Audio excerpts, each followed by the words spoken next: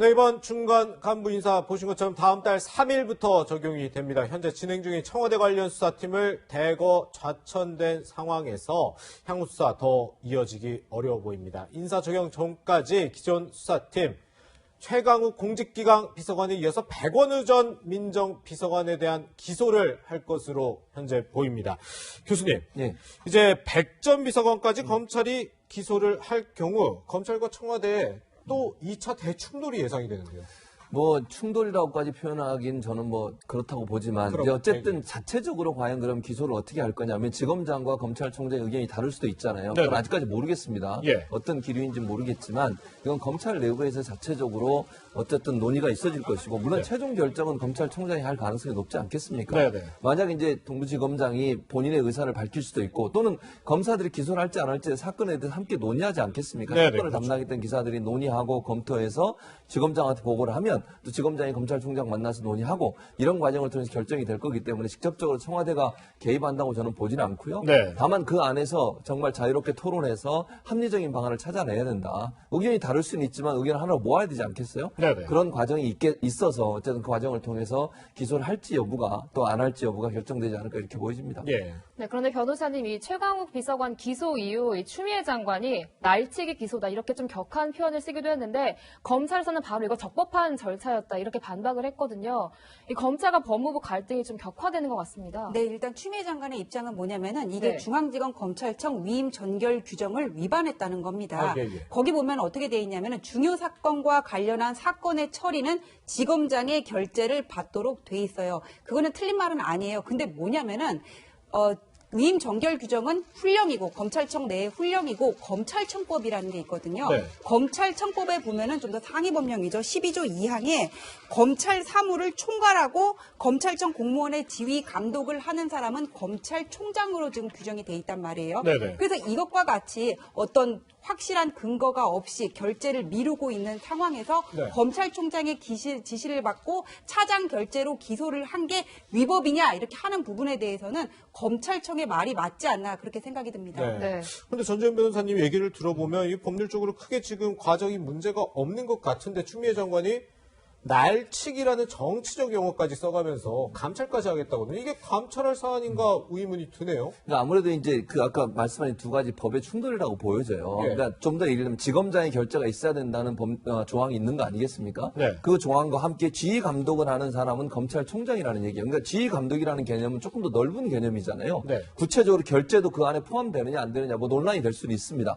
지휘 감독 권한 안에 검찰총장이 일정 부분 지검장한테 지시를 하고 명령을 할 수 있는 권한은 있겠죠. 네네. 그러나 그 과정에 지검장의 결재라고 명확하게 명시되어 있는 조항이잖아요. 예. 이 조항의 충돌 때문에 지휘 감독의 범위 안에 그럼 지검장의 결재도 포함되느냐 하는 부분에서 논란이 있을 거라고 봅니다. 네. 그 부분에 해석이 다를 수 있다는 생각이 들고 또 하나는 자 그러면 검찰총장이 물론 모든 최종 결정은 하지만 네네. 검찰총장의 지시가 모든 게 다 옳다고 볼 수는 없잖아요. 네. 그럴 가능성도 있잖아요. 지금 제가 뭐 윤석열 검찰총장의 지시가 옳다, 다르다, 틀리다 이런 얘기를 하는 게 아니에요. 예. 기본적으로 상황적으로 봤을 때 검찰총장이 결정한 모든 결정이 다 옳다고 볼 수는 없을 수 있어요. 그러면 네. 지검장의 의견이 다를 수도 있는 거죠. 네네. 그럼 거기서 충돌이 일어나는 것이고 그랬을 때 서로 논의하고 합의를 통해 저는 결정해야 된다고 보거든요. 예. 그러니까 이 사안도 지검장 같은 경우에는 이제 소환을 해서 조사해보고 대면 조사를 해보고 기소를 하는 걸 결정하자라고 주장을 하는 것이고 네. 이제 윤석열 검찰총장은 사건 조사 내용만 보고 또 본인이 출석을 안 하고 있으니 네. 기소를 하자 이 내용이 충돌된다고 저는 봅니다. 예. 그래서 검찰총장의 결정이 결국 이제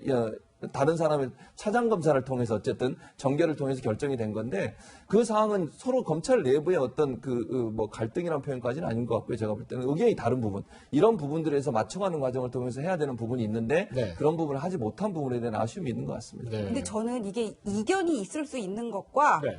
올바로 가려고 하는데 제동을 거는 거는 좀 구분해야 된다고 보거든요. 네, 변호사님은요? 예를 들어서 네. 법무부 공무원이 법무부 장관을 패싱하고 대통령의 지시를 받았다고 이게 과연 감찰 사항이라고 볼 수 있는지 이 부분이 의문이고 네. 또 하나는 뭐냐면은 이성윤 지검장은 그때 본인이 무조건 거부를 한 게 아니라 네. 소환 없이 기소하는 거는 불합리하므로 일단 출석을 요구해서 소환을 한 다음에 기소 여부를 검토하자고 얘기를 했다고 하는데 네네. 지난해 12월부터 세 차례 출석 요구를 문서를 보냈는데 최강욱 비서관은 응하지 않았어요. 네. 이에 더해서 며칠 전에는 국민소통 수석까지 청와대 국민소통 수석까지 나와가지고는 검찰이 뭐 사실상 실명 공개 협박을 했니 서면으로 이미 제출을 했다니 그렇게 얘기를 하고 있거든요. 그렇죠. 이 사람의 출석은 더 이상 기대할 수가 없는 상황이었단 말이에요. 최강욱 예, 예. 비서관의 출석은. 그런 상황에서 이성윤 지검장이 저 얘기를 하려면은 그러면 이렇게 정당한 이유 없이 출석 요구에 불응하고 있으니까 내가 결재할 테니까는 체포영장 청구해라. 그냥 이렇게 나왔으면 모르겠는데 네네. 어쨌거나 기다려보자 이렇게 하는 거는 그냥 이거는 사건을 뭉개려고 든다 이렇게밖에 네네. 볼 수가 없거든요. 예, 예. 더군다나 그날 인사 이동이 지금 인사 발표가 예상돼 있었던 예정이 돼 상황이잖아요. 있었죠, 예. 그래서 윤석열 지검장, 윤석열 총장이라든지 수사팀에서는 그런 결정을 할 수밖에 없었던 게 아닌가 그런 생각이 듭니다. 여기에 대해서 제가 잠깐만 언급을 네, 하면, 말씀해 주시죠. 그러니까 지금 얘기하신 것처럼 만약에 지검장이 생각할 때 대면서가 필요하다고 하면 네.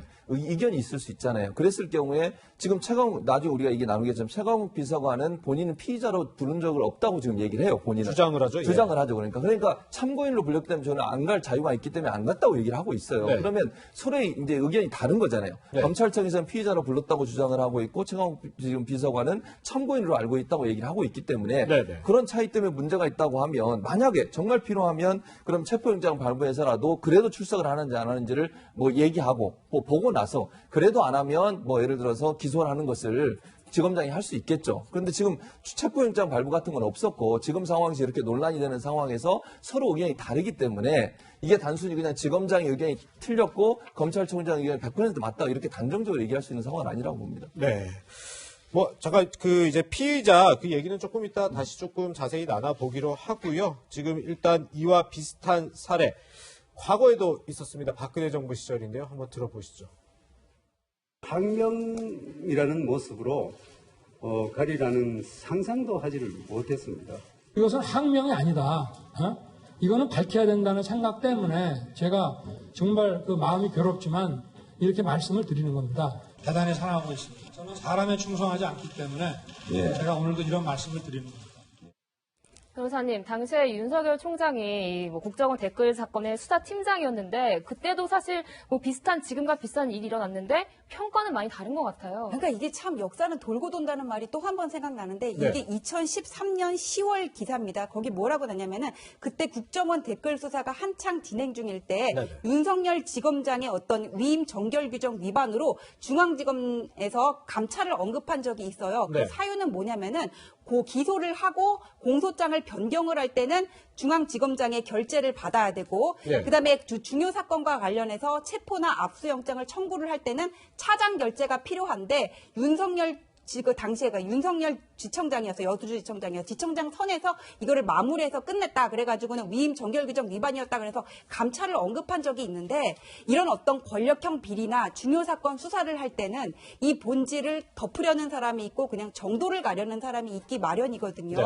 그럼 그때하고 지금하고 비교해서 지금의 이 최강욱 비서관 그 기소 그 이성윤 지검장 패싱 이 사건이 여기서 정도를 가려는 사람과 또 어떤 진실을 덮고자 하는 사람이 누군지는 지금 이 방송을 보시는 시청자분들께서 판단하실 거라고 믿습니다. 네, 그렇군요. 어쨌든 지금 이제 불구속 기소가 된 최강욱 비서관 그제 바로 입장을 밝히기도 했었는데요. 어떻게 얘기를 했는지 들어보시죠. 검찰청법에 위반하여 검사장에 대한 항명은 물론 검찰총장에 의한 검사장 결재권이 박탈이 이루어진 것은 단순한 절차 위반을 넘어 명백한 불법 행위입니다. 특정한 목표를 가진 특정 세력에 의한 검찰권 농단입니다. 적법 절차를 완전히 무시하고 내부 지휘 계통도 형해화시킨 사적 농단의 과정이었습니다. 향후 출범하게 될 공수처의 수사를 통해 저들의 범죄 행위가 낱낱이 드러날 것으로 기대합니다. 변호사님, 아까 저희 최진봉 교수님이 최강욱 비서관 같은 경우는 본인이 피의자인지 몰라서 좀 출석을 안 했다는 취지로 말씀을 해주셨는데 참고인으로 알았다. 근데 뭐 출석 요청서 같은 것도 지금 다 공개가 됐던데 원래 피의자면 딱 피의자로 무조건 명시가 다 되는 건가요? 이렇게 피의자로 명시가 되고 그다음에 형제 사건으로 있는 게 보통인데 네. 어제 공개된 출석 요구서를 보면은 네. 형제 사건은 아니었던 것 같아요. 뭐 수재 이렇게 돼 있고 네네. 수신 그냥 최강욱 이렇게 됐는데 예. 저 수재라는 말은 피의자로 입건이 됐어도 사건 번호는 저렇게 나올 수가 있고요. 네네. 그다음에 귀하의 사건과 관련해서 첫 줄에 이렇게 돼 있거든요. 네. 그다음에 또 밑에를 보면은 뭐라고 돼 있냐면은 정당한 이유 없이 출석 요구에 응하지 않을 경우 체포될 수 있고 변호인의 조력을 받을 권리가 있다. 지금 이렇게 고지가 돼 있단 말이에요. 저 내용에 그게 예, 있다는 그럼 저 거죠, 이게? 내용을 읽어보면은, 아, 내가 피의자로 입건됐구나 하는 걸 알 수가 있단 말이에요. 도덕이 변호사시잖아요. 예, 근데 최강욱 일반인 같으면은 이거를 보고 지금 나를 왜 부르지? 모를 수가 있단 말이에요. 네네. 근데 최강욱 비서관은 보고 무슨 내용인지를 알았을 거예요. 예. 알았을 거고 확실하게 본인이 검찰청에 전화를 해서 내가 참고인인지 피의자인지 여부를 확인할 수 있었거든요. 네. 근데 이렇게 나와 있었기 때문에 확인도 안 하고 나는 출석할 의무가 없었다. 참고인에 불과했다. 이렇게 얘기를 하는 거는 사실 그 진실을 회피하는 걸로 보입니다. 아, 그렇군요. 네, 좀 전에 뭐 영상을 통해서도 보셨지만 이 최강욱 비서관 측은 윤석열 총장에 대해서 뭐 공수처 수사까지 언급을 했습니다. 교수님, 예. 사실 이 공수처 도입 과정부터 계속 문제가 됐던 게 논란이 있었던 게 이게 뭐 정권에 이제 막 반발하는 분들에 대한 압박용이 될 수 있다 이런 이야기가 있었는데 만약에 뭐 윤 총장이 정말 1호가 된다면 이 공수처 수사 대상이 된다면 이런 논란 피해가기 어렵지 않습니까? 그러니까 만약에 그럴 논란이 있을 수 있죠. 근데 저는 될지 안 될지 아직 모르는 거예요. 네. 그러니까 네. 최강욱 비서관은 이제 필요하면 고소도 하겠다고 얘기를 했어요. 그러니까 네. 직권남용 혐의나 이런 부분에서 윤 총장을 고발하겠다. 본인에 대해서 이렇게 하는 것에 대해서 뭐 그건 이제 고발하는 건 고발인 자유니까. 근데 이제 그렇게 되면 이런 수는 있겠죠. 고발을 하면 사실은 이제 이 공수처법에 따르면 네. 검찰 고위 간부는 당연히 공수처에 수사를 해야 돼요. 그러니까 네. 뭐 고발인이 있으면 수사를 하는 거죠. 예컨대 누가 고발을 하든 고발을 받은 사람은 수사를 할 수밖에 없어요. 그거는 뭐 어떤 결과가 나올지를 모르는 거잖아요. 그러니까 네. 고발해서 수사가 진행되는 것만으로 그게 문제가 된다고 보진 않습니다. 다만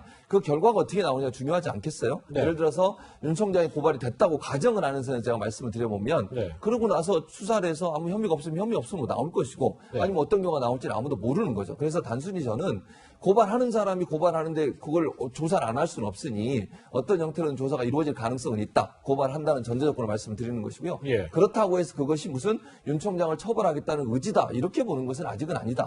그건 나중에 차후의 문제인 것이지 고발됐다는 거 하나만으로 윤 총장이 처벌될 거다. 이렇게 바로 연결하는 것은 성급한 결정이라고 생각이 듭니다. 네. 근데 그 이석윤 지검장이 그 취임사에서 검찰권의 절제를 얘기했잖아요. 그렇죠. 검찰권의 절제보다는 지금 공수처권의 절제를 먼저 논의해야 되는 게 아닌가. 네. 공수처가 앞으로 출범을 하게 되면서 여러 사람들이 우려를 하고 있단 말이에요. 이게 네. 어떤 정권의 뭐 어떤 정권에 의해서 남용이 될 우려가 있지 않냐. 그런데 네. 그러기 위해서는 이런 우려를 불식시키기 위해서는 공수처권의 절제를 도모할 수 있는 방안이 뭔지를 생각을 해야 되고 예. 최강욱 비서관은 좀 말을 조심하는 게 오히려 대통령을 돕는 게 될 것이라고 봅니다. 네, 그러니까 지금 사실 뭐 여러 사람이 공수처에 대한 얘기를 할 수는 있지만 청와대에 굉장히 책임 있는 자리 민정수석실의 공직기강 비서관이 그렇게 명시적으로 윤석열 총장에 대해서 공수처의 수사를 통해 저들의 범죄가 낱낱이 드러날 것으로 기대까지 한다.